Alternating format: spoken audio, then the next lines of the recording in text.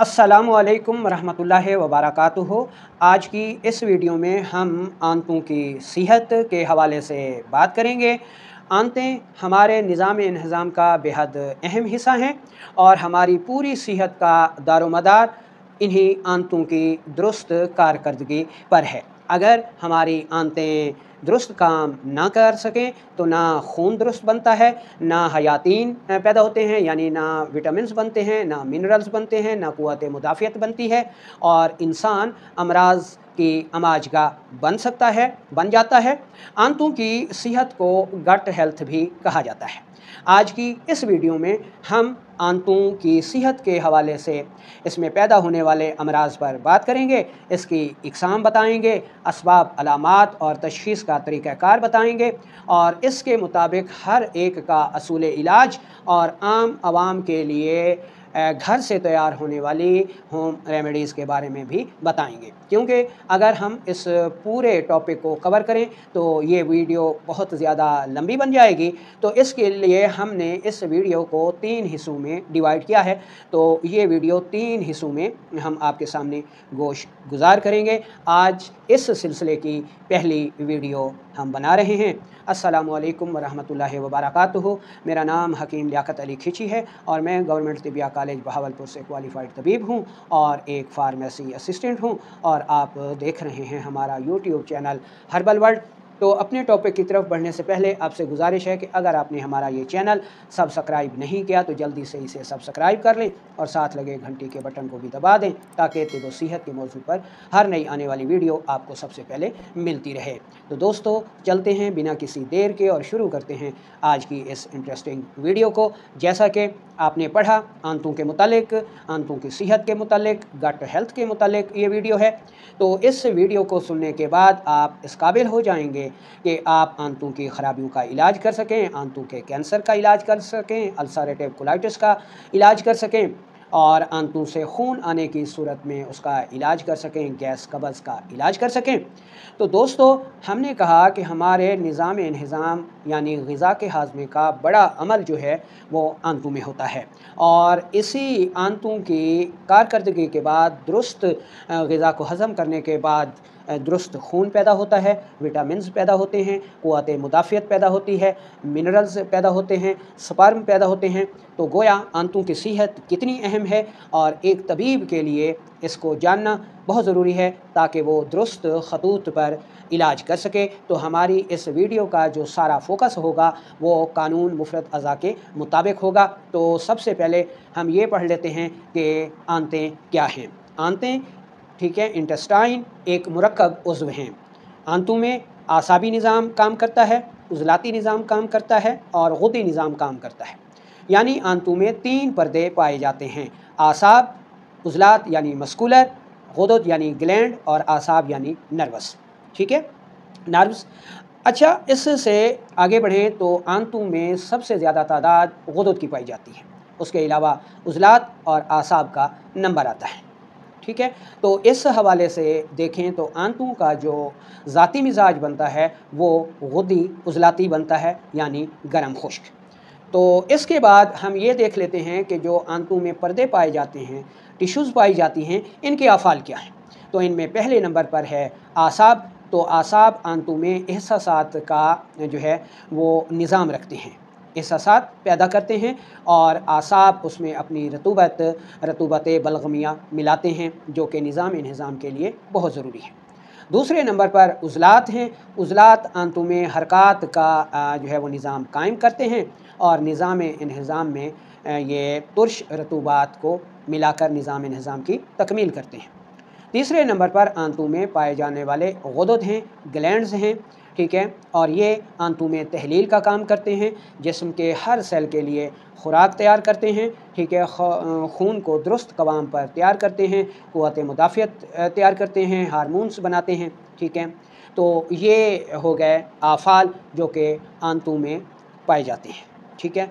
तो आज की इस वीडियो में हमारा जो पहला निज़ाम है, आसाबी निज़ाम, आंतों का आसाबी निज़ाम, उसके मुतालिक हम बात करेंगे कि ये जब बिगड़ता है, इसमें मर्ज़ पैदा हो जाता है, तो हमारी सेहत किस तरह मुतासर होती है, इसके असबाब क्या हैं, इसकी अलामात क्या हैं और इसका असूल इलाज क्या है, और आवाम जो है वो घर के नुस्ख़ाजात से कैसे जो है इलाज कर सकती है। ये आपने तसल्ली के साथ सुनना है। वीडियो थोड़ी सी लंबी हो जाए तो आपने लाजमी सुनना है, क्योंकि जब तक आपको असबाब मर्ज़ का पता नहीं होगा, आपके लिए नुस्ख़ाजात फ़जूल हैं।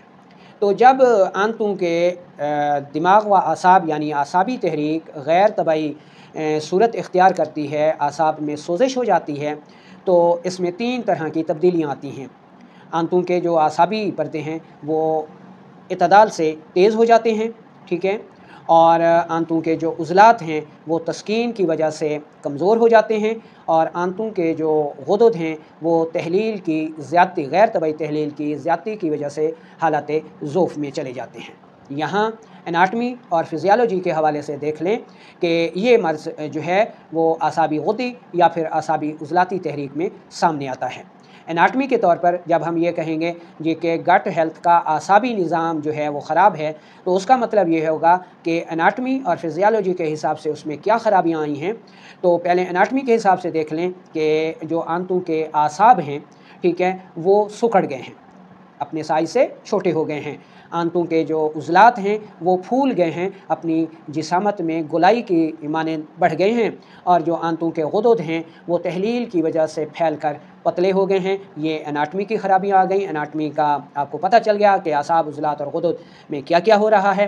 अब फ़िज़ियोलॉजी को देख लें तो उसमें हमें ये पता चलता है, जब हम आसाबी गुदी तहरीक कहेंगे तो हमें पता चल जाएगा जी कि आंतों के जो आसाब हैं वो इतदाल से तेज़ हो गए हैं। आंतों के जो उज़लात हैं ये अपने इतदाल से इंतहाई सुस्त हो गए हैं, और जो आंतों के गुदद हैं वो तहलील हो रहे हैं, तो तीनों के आफ़ाल भी बिगड़ गए। तो एक लफ्ज़ कहने से, यानी आसाबी गुदी या आसाबी उज़लाती कहने से, हमें आसाब, उज़लात और गुदद की एनाटमी भी मालूम हो गई और फ़िज़ियोलॉजी भी मालूम हो गई।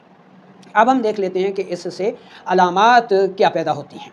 सबसे पहले भूख ख़त्म हो जाती है, दूसरे नंबर पर गैस इंतहाई शदीद बनती है, तीसरे नंबर पर कब्ज़ हो जाती है, चौथे नंबर पर सुस्ती, काहली हो जाती है, ब्लड प्रेशर लो हो जाता है और दिल की धड़कन सुस्त हो जाती है।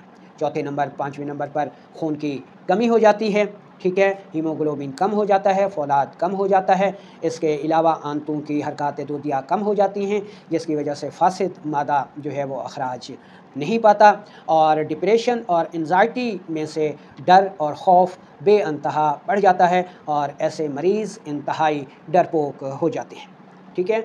अब हम इस मर्ज़ के यानी गट हेल्थ के जो आसाबी निज़ाम की ख़राबियाँ हैं उसके असबाब देख लेते हैं। तो इसके असबाब में आसाबी ग़िज़ाओं, मिसाल के तौर पर चावल, दूध, मक्खन, मलाई, चीनी और बेकरी मसनूआत का बकसरत इस्तेमाल है। इसके अलावा खाना बेवक्त खाना, डट कर खाना और वर्जिश ना करना, इसके अलावा सर्द माहौल में रहना, ठीक है, इस मर्ज़ के अहम तरीन असबाब हैं, ठीक है। अच्छा, अब हम तशख़ीसी पहलू से देख लेते हैं कि हम इस मर्ज़ की तशख़ीस कैसे करेंगे, अतिबाए कराम कैसे करेंगे। इस निज़ाम में चूँकि आसाब तेज़ होते हैं, रतूबात की ज़्यादती होती है, तो मरीज़ की नब्ज़ इंतहाई सुस्त होती है, 1 से 1.5 उंगली पर महसूस होती है, ठीक है, और मोटी होती है कवाम में, ठीक है। लम्स इसका ठंडा होता है। कारूरे की बात की जाए यानी पेशाब, वो रंगत में सफ़ेद और मिकदार में ज़्यादा आया करता है। अब हम चलते हैं असूल इलाज की तरफ, लेकिन उससे पहले चंद एहतियाती तदाबीर सुन लें कि इस तरफ या इस तरफ दिखाई जाने वाली जो आसाबी और बलगमी ग़िज़ाएँ हैं ये आपने बंद कर देनी है, और उसकी जगह इस तरफ या इस तरफ दिखाई जाने वाली ग़िज़ाएँ जो कि उज़लाती ग़िज़ाएँ हैं, प्रोटीन वाली ग़िज़ाएँ हैं, मिसाल के तौर पर दही हो गई, काला चना हो गया, अंडा हो गया, ये आपने ज़्यादा से ज़्यादा इस्तेमाल करनी है। वर्जिश करनी है, वक्त पर खाना है, 2 टाइम खाएं और हफ्ते में 1 रोज़ा रखें तो सोने पे सुहागा हो जाएगा। तो ये हो गया हमारा परहेज़। तो असूल इलाज मुआलजीन हज़रात सुन लें कि ये मर्ज़ चूँकि आसाबी गुदी से असाबी उज़लाती तहरीक में सामने आता है। तो अगर असाबी गुद्दी तहरीक है तो उसको असाबी उज़लाती कर दें। 3 दिन तक आपने असाबी उज़लाती दवा देनी है और उसके बाद फिर उज़लाती असाबी अद्वियात देकर इलाज को मुकम्मल कर लेना है। अमूमी तौर पर इसमें आपने उज़लाती असाबी मुलय्यन, मुहर्रिक शदीद दे सकते हैं। तिर्याक तबख़ीर सुर्ख बेहतरीन दवा है। हब साबिर मुक़व्वी ख़ास बेहतरीन अद्वियात हैं। मुक़व्वी मैदा बेहतरीन दवा है। और दवाए उज़लाती सोजिश जिसमें हलीला स्याबरियाँ, आंवला और गंधक आंवला सार है, वो भी आप इस्तेमाल करवा सकते हैं। ठीक है, तो ये एक मुआलिज के लिए असूल इलाज हो गया। अब आम अहबाब के लिए भी हम 3 बेहतरीन होम रेमेडीज़ पेश कर रहे हैं। तो इसमें हमारी पहली होम रेमेडी है एक बेहतरीन चटनी, वो आप नोट कर लें। इसमें आपने सबसे पहले लेना है पुदीना 20 ग्राम, दूसरे नंबर पर लहसुन की 2 फली लेनी है, अदरक 3 ग्राम लेनी है, हरी मिर्च 2 अदद लेनी है, ज़ीरा स्याह 5 ग्राम लेना है, काली मिर्च 5 अदद, नमक हिस्बे ज़ायका और अनार दाना 3 ग्राम। इन सारी चीज़ों को आपने ग्राइंड कर लेना है। 1 पाव दही मिलाएं, इसमें बेहतरीन चटनी बन जाएगी, रायता बन जाएगा। ये आपने सुबह दोपहर शाम इस्तेमाल करना है। ये एक वक्त का वज़न दिया गया है, इसी हिसाब से आप इकट्ठी भी 3 वक्त की बना कर रख सकते हैं। खाली पेट खाएँ, खाने के साथ खाएँ, खाने के बाद खाएँ, हर सूरत में खाएँ। 1.5 से 2 माह तक इस्तेमाल करें। अब जो दूसरी हमारी इसमें होम रेमेडी है वो आप नोट कर लें। इसमें आपने हलीला स्याबरियाँ लेना है, आंवला लेना है और दालचीनी लेनी है। तीनों बराबर वज़न लेकर इंतहाई बारीक पाउडर कर लीजिए और चौथाई चम्मच चाय वाली यानी 500 मिलीग्राम से 1 ग्राम तक सुबह दोपहर शाम इस्तेमाल करें। इस होम रेमेडी का जो मिजाज है, ठीक है, वो उज़लाती असाबी है और जो चटनी हमने बताई थी उसका मिजाज उज़लाती गुद्दी बनेगा। तो अब तीसरी होम रेमेडी में आप हर्बल टी नोट कर लें। इसमें आपने लौंग 2 अदद लेने हैं, दालचीनी 2 ग्राम लेनी है।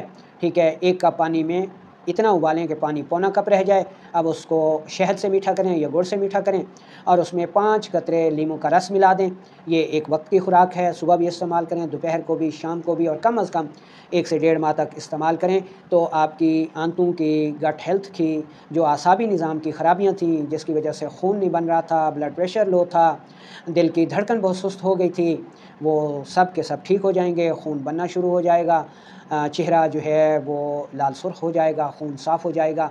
बनाएं, इस्तेमाल करें और दुआओं में याद रखें। और इसमें आप हमें अपनी राय ज़रूर दीजिएगा कि इनमें से आपने कोई नुस्ख़ा इस्तेमाल किया हो, कोई होम रेमेडी इस्तेमाल की हो और आपको उससे क्या नताइज मिले। उन नताइज का जो है ज़िक्र आपने कमेंट सेक्शन में लाज़मी करना है। इसी के साथ इजाज़त दीजिए। अल्लाह हाफ़िज़।